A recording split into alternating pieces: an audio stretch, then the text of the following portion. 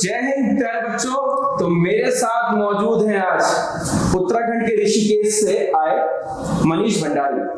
ये एपिसोड है संघर्ष से सफलता तक, संघर्ष से सफलता तक, जिसमें हम बच्चे की संघर्ष और उसकी सफलता के बारे में डिस्कस करेंगे। तो ऋषिकेश के गांव से आए हैं। तो ये मनीष भंडारी ने एसएससी सीजल में रैंक निकाला, इसके बारे में खुद बताएंगे। तो मनीष आपका बहुत बहुत स्वागत है। Thank you sir. ठीक है, इस पहले एपिसोड के पहले कंटेस्टेंट है। Thank you. तो मनीष अपने बारे में बताइए, कहाँ से बिलोंग करते हैं आप?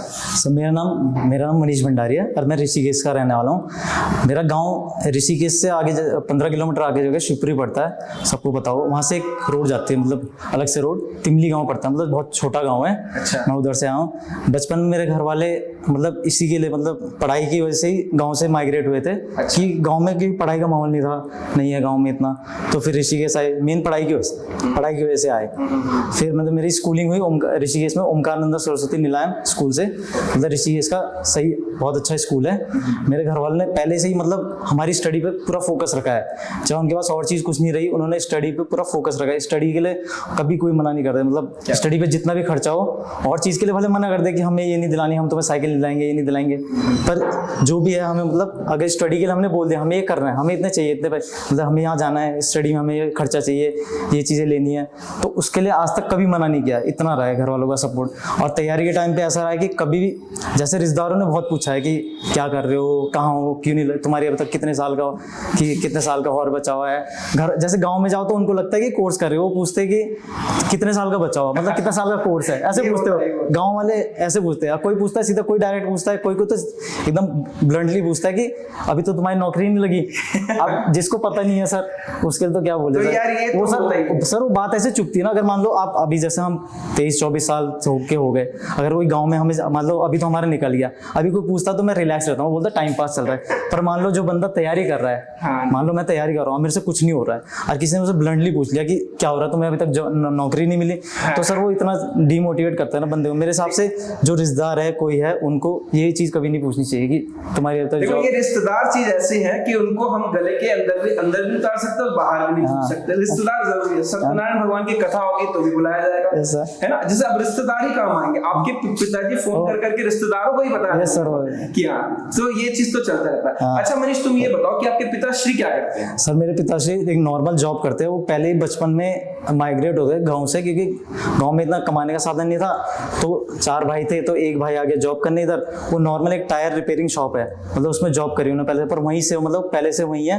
मतलब 15 मतलब हो गया जब वो आए होंगे, अभी मेरे को लग रहा 15-20-25 साल हो गए होंगे उसी शॉप में है। तो उसमें अच्छा खासा मतलब ठीक ठाक है, तो वही शॉप उसी में काम करते हैं। उसमें क्या होता है, बाहर टायर, जैसे टायर की जो बाहर की ग्रिप हो जाती है ना, तो रबड़ चढ़ती है उसमें, जिससे कि नया टायर ना लेना पड़े, सीधा ग्रिप से ही काम चल जाता है वो बाहर। क्या बात है, मतलब वही तो मैकेनिक समझ कहना है कि एक मध्य वर्गीय परिवार का बच्चा भी अगर उसके अंदर डेडिकेशन है तो वो किसी भी एसएससी सीजल बहुत बड़ा पोस्ट होता है आफ्टर यूपीएससी, तो वैसे पोस्ट पर भी सिलेक्शन ले सकता है। ठीक है, तो इसीलिए इस एपिसोड का नाम है संघर्ष से सफलता तक। तो मनीष, संघर्ष के बारे में पूछता हूँ मैं आपको कि आप देहरादून में करणपुर में रहकर पड़े हो। Yes sir. तो एक बच्चे की कितनी मिनिमम खर्चे में, क्योंकि हमारे जो व्यूअर्स हैं वो अच्छे वर्गीय परिवार से भी हो सकते हैं, निम्न वर्गीय परिवार, तो मिनिमम कितने खर्चे में सरवाइव कर सकते हैं? सर मिनिमम तो कर सकते हैं, पर मैक्सिमम तो आपको पता है कुछ नहीं हो सकता। मैक्सिमम तो कोई 1 लाख भी कर सकता है, जो दिन भर पार्टी कुछ। मिनिमम सर अगर हम, जैसे अगर 3-4 दोस्त साथ में रह गए, अगर तुम अकेले रहोगे तो थोड़ा तो ज्यादा खर्चा आएगा। अगर तुम 2-4 दोस्त वगैरह साथ में ले लिया, रूम जैसे रूम ले लिया, 7-8 हज़ार का रूम ले लिया, तो अगर 4 दोस्त रह गए साथ में, थोड़ा तो मतलब पर हेड 2,000 रुपये हो गए। और खाने का लगभग अगर तुम करोगे तो 4-5, मतलब अगर देहरादून में 6-7 हज़ार में मतलब रह सकता है बंदा, मतलब पूरा अपना स्टडी मटेरियल का खर्चा हो गया, ये सब चीज होगा, महीने का खर्चा, मतलब कोचिंग फीस के अलावा। ठीक है, तो मनीष मुझे एक बात और बता दो कि जैसे ये तुम्हारी स्ट्रेटेजी रही थी, तो इसमें मॉक टेस्ट का कितना बड़ा योगदान है? सर मॉक टेस्ट का इतना बड़ा योगदान था कि हमें भी खुद नहीं पता था पहले, जो बाद में जाके हमें पता चला कि मॉक टेस्ट का क्या रोल है। पहले हमें भी, आपने भी बहुत बोला था कि मॉक टेस्ट लगाना शुरू करो, आपने स्टार्टिंग से ही बोल दिया था, पर हम सोचते थे कि क्या करना। अगर हाँ, अरे ये सर अभी हम किसी को बोलते ना तो वो भी सर पता क्या बोलता है, देख लेंगे, अभी मन नहीं कर रहा मॉक टेस्ट का, डर लग रहा है थोड़ा।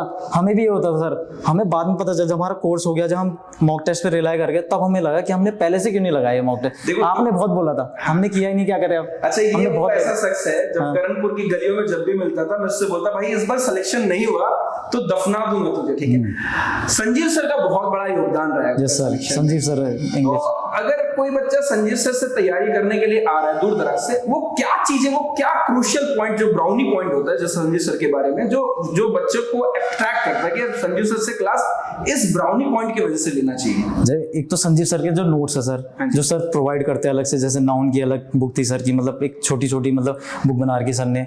संजीव सर के नोट्स मेरे को बहुत बढ़िया लगे। जैसे मैंने नीतू सिंह भी ली थी, पर मैंने उससे सिर्फ 3-4 चैप्टर पढ़े और सब मैंने सिर्फ संजीव सर के नोट से पढ़े हैं। मतलब ये जो रूल्स वगैरह ये सब संजीव सर ने बहुत अच्छा कराया था। एक कौन सा चैप्टर था, आर्टिकल्स वगैरह इतना अच्छा करा दिया कि बोलूँ सर। नीतू सिंह से मैंने सिर्फ 3-4 चैप्टर पढ़े, मैंने वो भी यूज करी है।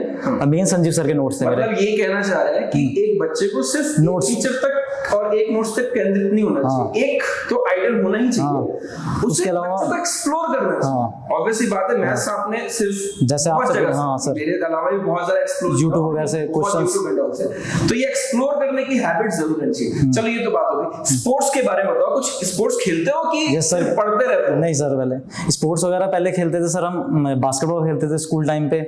फिर कॉलेज में आए, जैसे गवर्नमेंट कॉलेज था तो वहाँ बास्केटबॉल का कोई इसको वही था नहीं है, वहाँ क्रिकेट वगैरह था। क्रिकेट में इतना देखते पर इतना वो नहीं था, तो बाद में ऐसे खो खो वगैरह खेला था, कभी कबड्डी खेला था। बस पहले मतलब मेन मेरा बास्केटबॉल खेलता था मैं। अच्छा, फिर बाद में नहीं हुआ है मतलब तैयारी के साथ। सबसे बड़ा इंपॉर्टेंट न्यूज, जो इंपॉर्टेंट प्रश्न मैं पूछने जा रहा हूँ, जो दिलों की धड़कनों आपको तेज कर सकते हैं। अब सबसे बड़ी बात तो ये है कि अब आपका हो गया सिलेक्शन। Yes sir.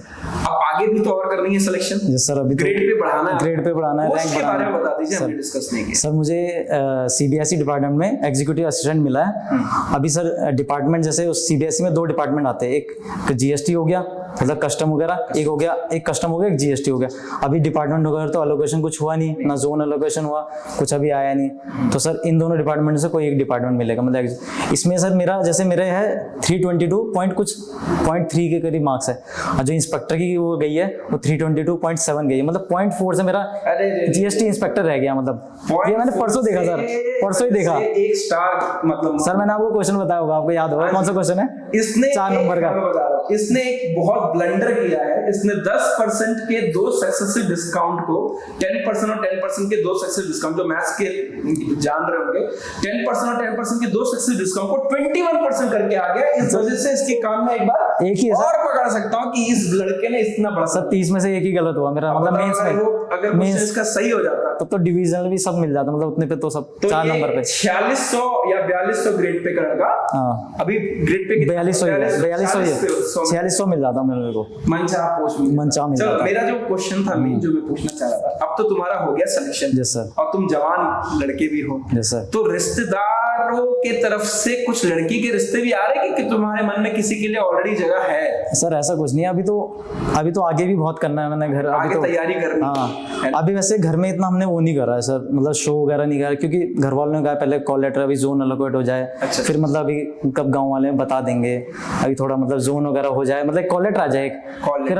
नहीं, ये तो सही। हाँ, क्योंकि बहुत टाइम लगेगा, 3-4 महीने घर पे रहना है। हाँ। तो फिर अभी से बता गया, फिर लास्ट में बताएंगे सर जब जाने की तैयारी होगी। पिताजी के तो छाती एकदम चौड़ा हो गया होगा। सर हो गया सर है? हाँ। अरे सर एक और एग्जाम निकला है अभी, आपको आपको भूल गया मैं। परसों ही मेरा है एफसीआई का AG3।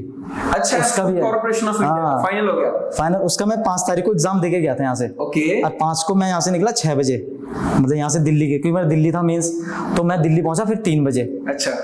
तो मैं उसको दे के चले गया। मेरे को लग नहीं रहा था कि होगा, क्योंकि उसमें ज्यादातर वो बैंक लेवल की रीजनिंग वगैरह आई, पर उसमें हमने जीएस पूरे 45 क्वेश्चन थे, मैं पूरे करके आ गया था। मेरे को 40 के करीब आते थे, तो मैंने लगभग मार ही दिया, मतलब 4-5, क्योंकि मेरा पहले रीजनिंग थोड़ा अच्छा नहीं किया था, मैंने कहा मार ही देते क्या। मैंने कल अपना है ही मेंस, तो पहला मेंस है। और परसों देखा मैंने उसका रिजल्ट, सर भगवान की दया से वो भी निकल गया सर।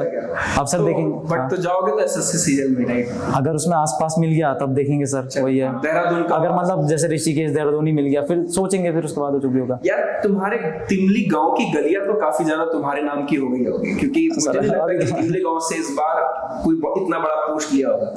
तो ये कैसा फील है एक बच्चे के लिए? क्योंकि क्या होता है ना कि स्ट्रगल तो तुमने बहुत किया। आज से अगर हम 3 महीने पहले देखें तो तुम्हारे दिमाग में ये था मेरा होगा कि नहीं सर, होता ही है सर। अटेम्प्ट कौन सा था दोस्त तुम्हारा? अटेम्प्ट सर ये सेकंड अटेम्प्ट था, मतलब सेकंड अटेम्प्ट था, दूसरे पे। वाह क्या बात, ठीक है। पिछले उसमें मेरी मेंस की तैयारी हो गई थी, मतलब जब मैंने प्री दिया था उस समय नहीं हुई थी मेरी तैयारी, तो उस समय जस्ट मैं पास हुआ था Okay. जस्ट, तो फिर मैं भारी हो गया था, फिर मेंस तो मेरा सही गया था, बहुत अच्छा गया था, मतलब प्री में मार्क्स कम थे, इसलिए मतलब उसके बाद सेकंड राउंड के बाद बाहर हो गए थे हम।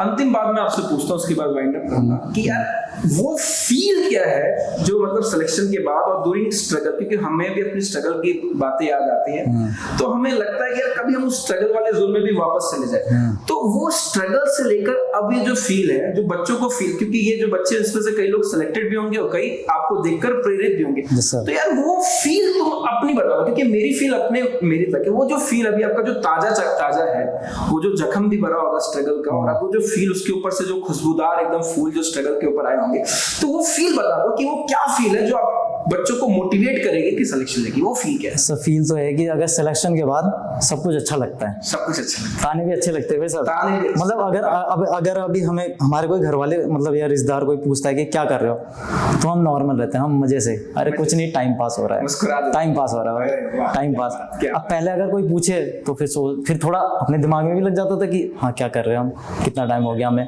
क्या बात, क्या अब वही है कि अब अच्छा लगता है, चाहे कोई ताने मारे चाहे वो भी अच्छा लगता है सर। आज वैसे इनके साथ ओपन एयर में कुकिंग का बात था, लेकिन कुछ कारणवश नहीं हो पाया, फिर शूट करेंगे। इनका घर तो ऋषिकेश में, वहाँ राफ्टिंग एंड ऑल होते, तो जरूर विजिट करेंगे, बट थोड़ा सा खर्चा हमने किया।